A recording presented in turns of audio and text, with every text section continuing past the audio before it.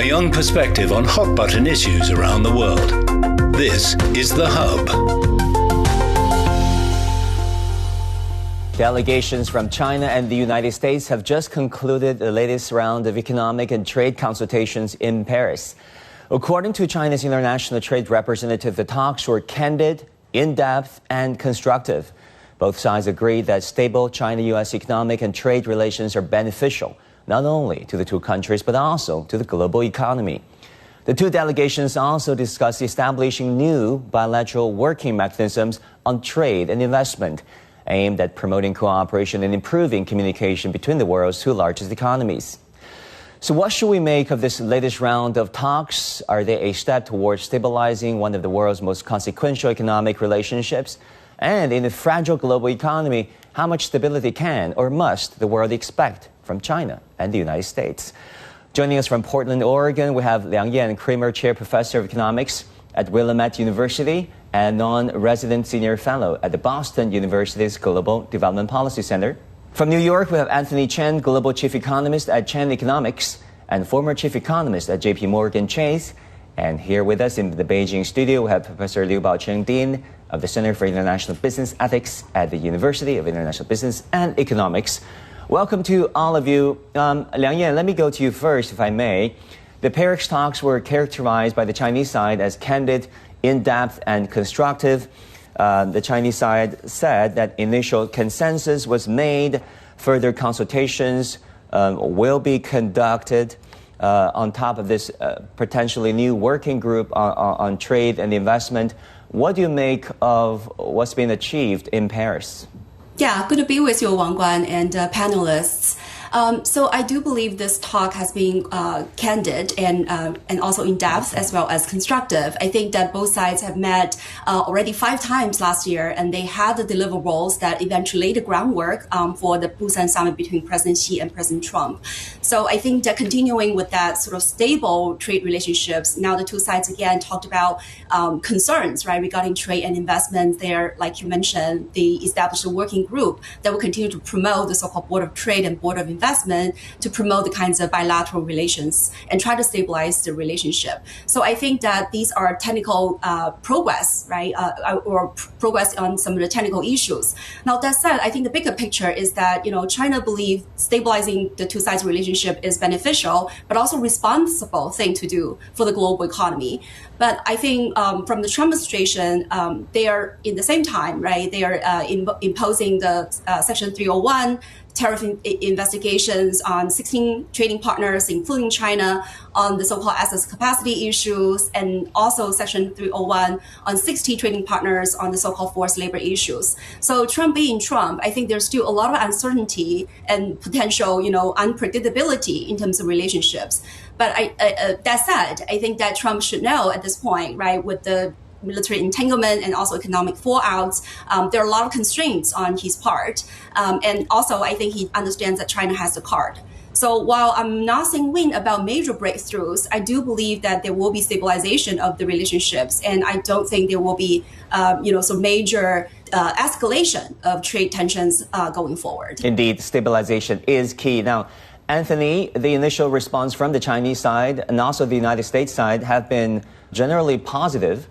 If you think about the U.S. side, whereby they said a board of trade may be established, the Chinese side also said similar things, saying that a bilateral working mechanism on trade and investment, the ideas of it have been explored.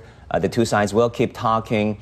What do you make of the progress made here, and what can this board of trade or a working group do for bilateral trade going forward? I think it's constructive. I agree with Professor Liang. That is the responsible thing to do.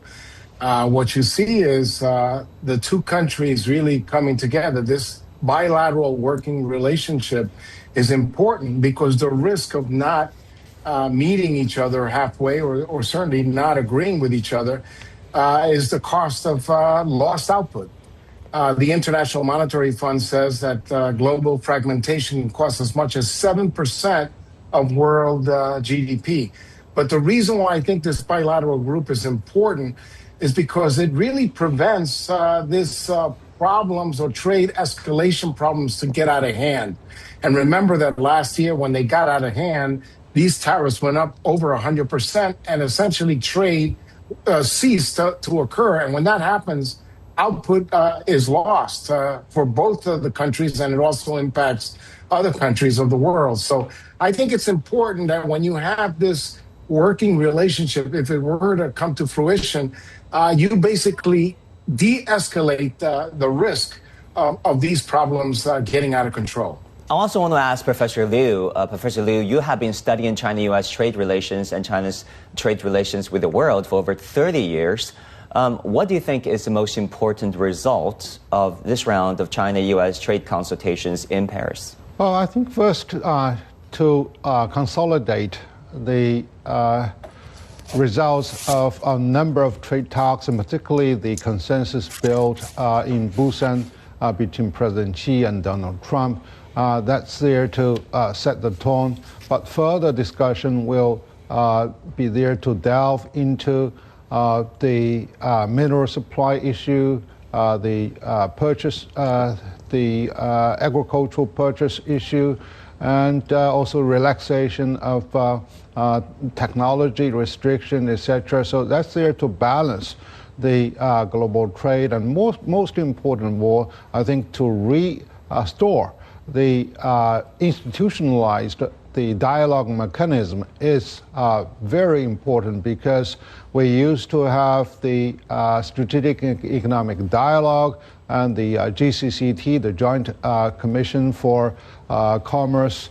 And then in 2015, during the Mar-a-Lago meeting between the two presidents, we also set up the four structured dialogue themes.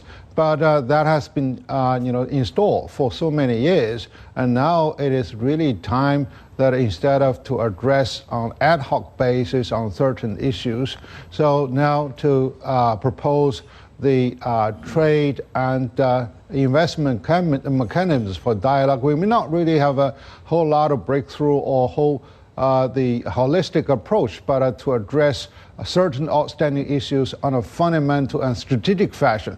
So this is something that's very laudable, and now that may really pave a better picture for the business community, so that the trade and the investment can be more stabilized with more of the certainties. Yeah, I mean, this is a step forward.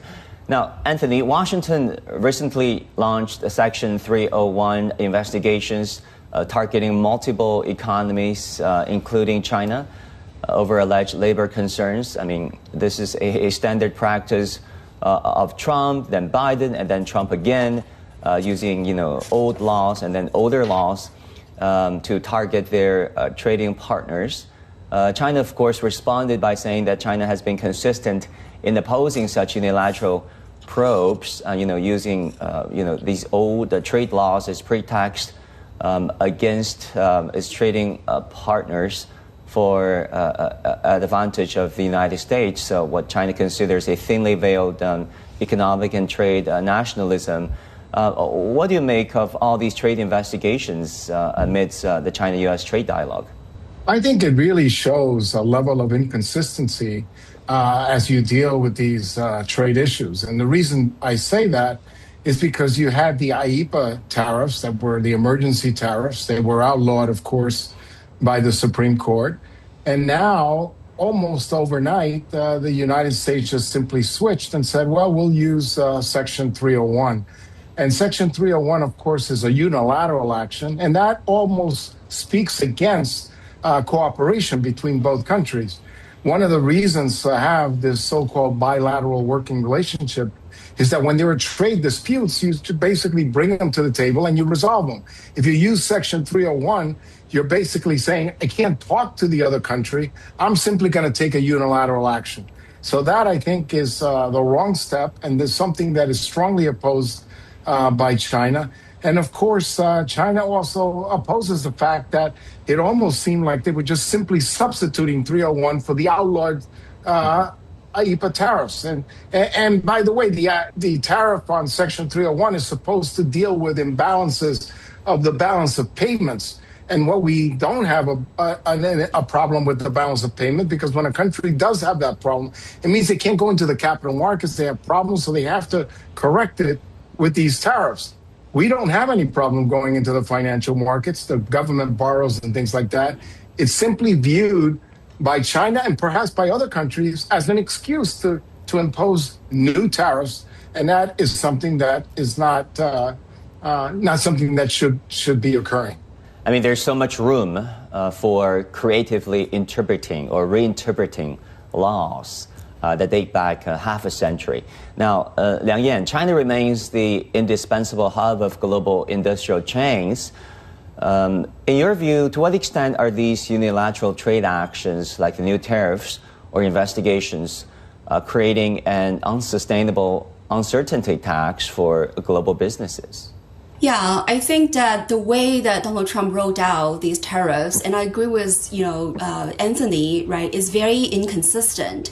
So the timing is also very interesting, right? This is exactly when IEEPA was outlawed, and now he's putting the Section 122 as a stopgap kind of measure, which will expire. And so therefore now the new wave of Section 301 investigation.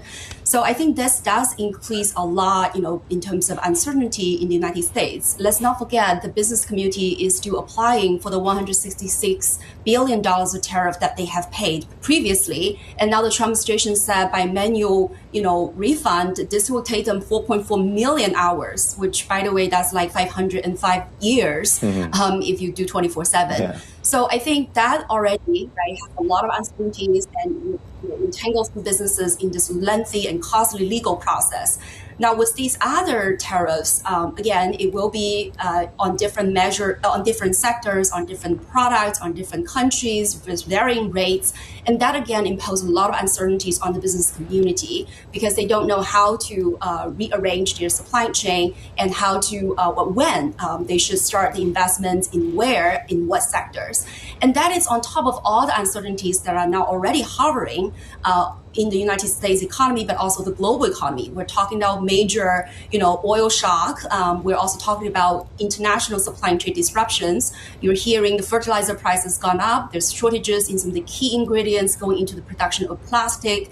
The helium, which is essential ingredient to produce high-tech products and semiconductor, is also in shortage. So on and on, I think these pose a lot of uncertainties on the business community, not to mention the financial crunch, right? That companies are needing to liquidate some of their, assets, including stocks and bonds, to be able to come up with cash to make payments, right, for these heightened energy bills, and so on and so forth. And the households, of course. Last year, I think households were already paying $1,000 extra for all the IEEPA tariffs. And now I think, they're looking at more, right, on top of the Section sort of 122. So anyway, I think all of these happened, and all these uncertainties and, volatilities will simply multiply. The U.S. economy is not in a great shape to start with. Last quarter, the revised GDP growth rate was a negative 0.9%. February, the U.S. lost 92,000 jobs. So I can go on and on, right? I think the bottom line is this kind of trade war is not conducive to the economy, not to the United States economy, not to the global economy. China seemed to be weathered through well, and the export performance has been resilient. But China definitely wants to have stable relationship because that's beneficial as it embarks on the 15th five-year plan. But it's also responsible for the global multilateral trading system. I mean, it's interesting what you just said, right?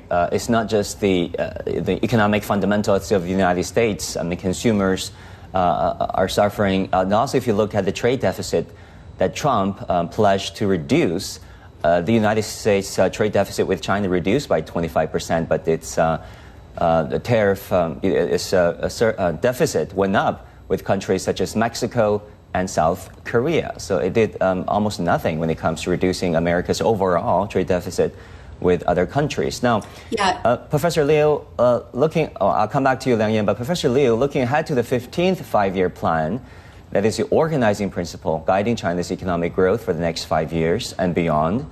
China is pivoting towards new quality, productive forces. So often do we hear this concept, the new quality, productive forces.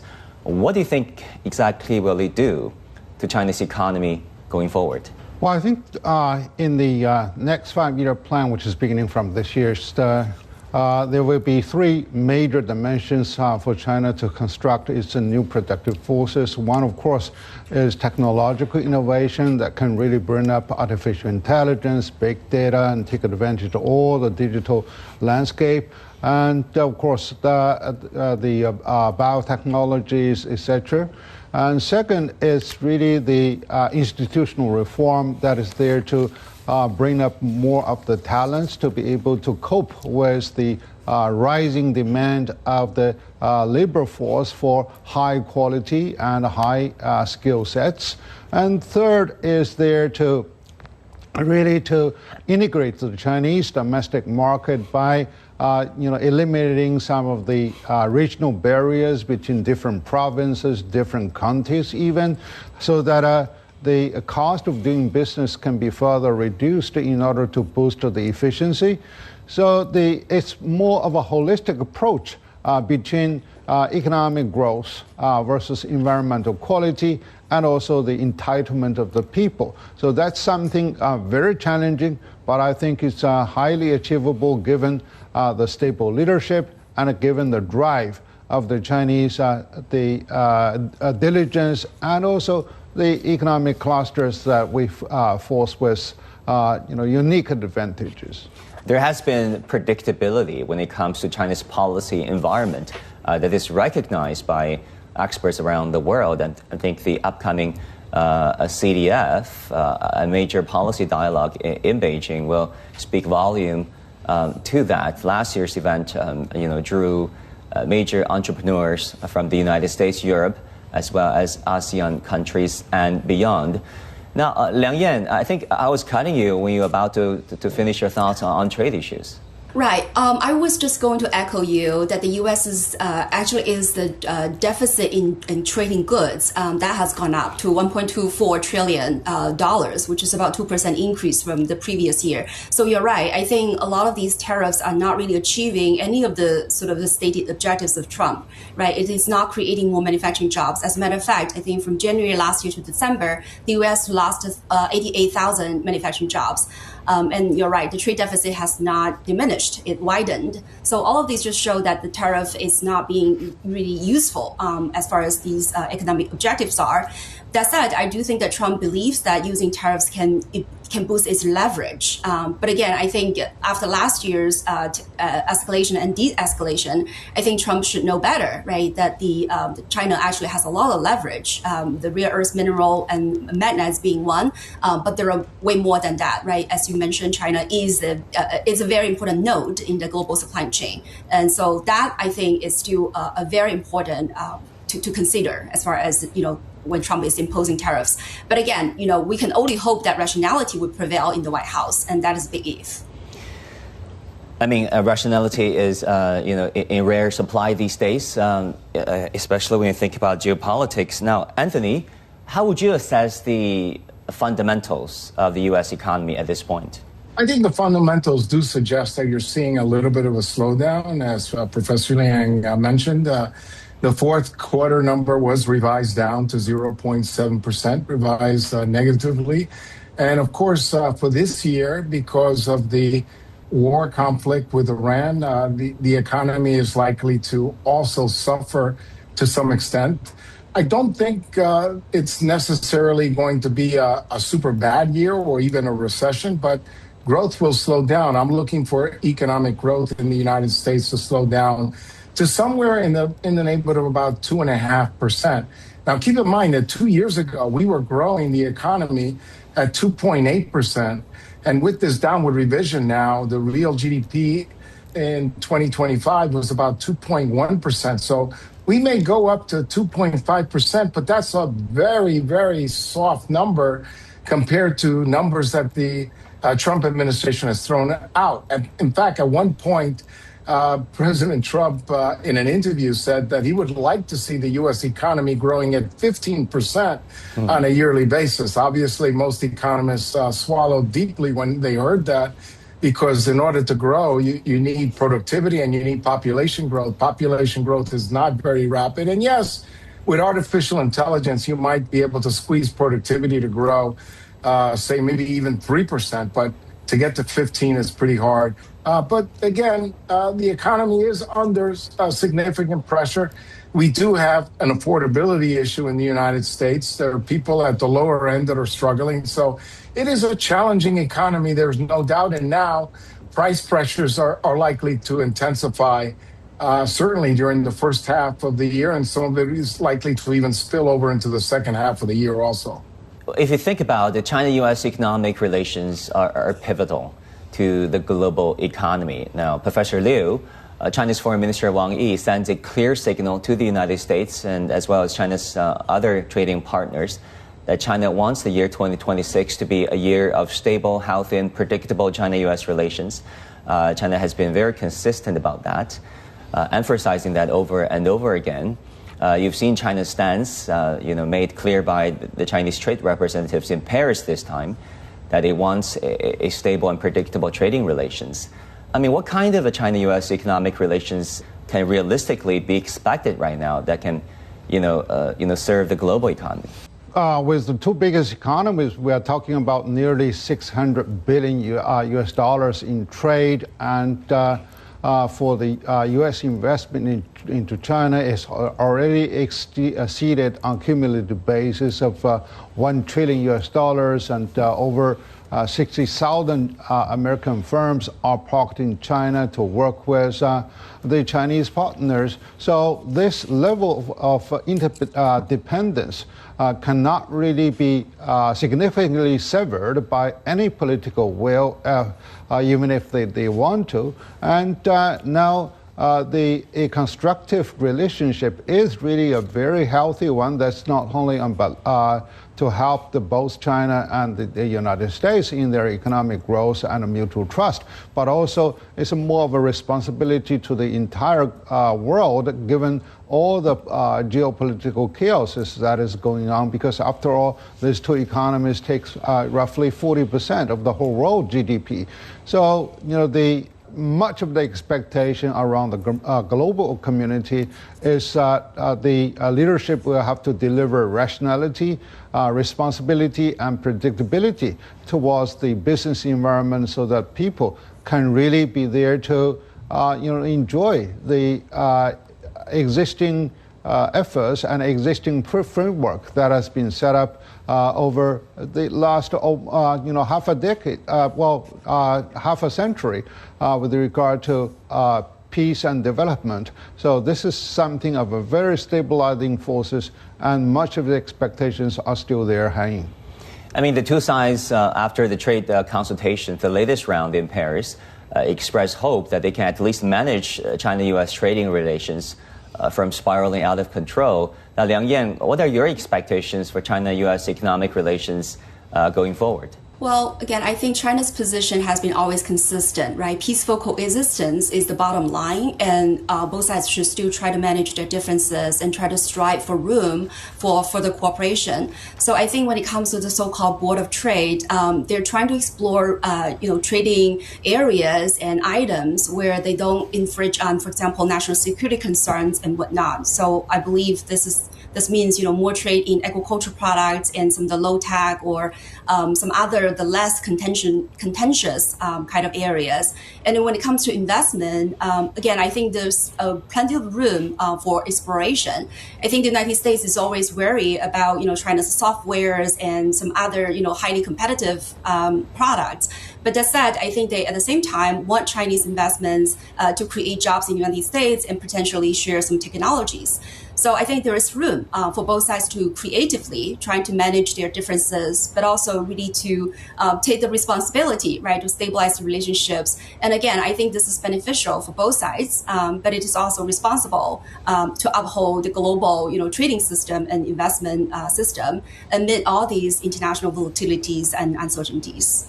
Exactly. I mean, predictability and certainties are much valued at this point in time. Now, Anthony, what do you think is a more likely trajectory when it comes to China-U.S. trade relations in the next, let's say, 3 years? I'm actually optimistic, because when I hear the Chinese using the words in-depth, candid, and constructive, and the United States using stable, it makes me feel hopeful for the future. I was just disappointed that the United States goes from IEPA to Section 122, and then now with the investigations for 301 for the reasons I've given earlier.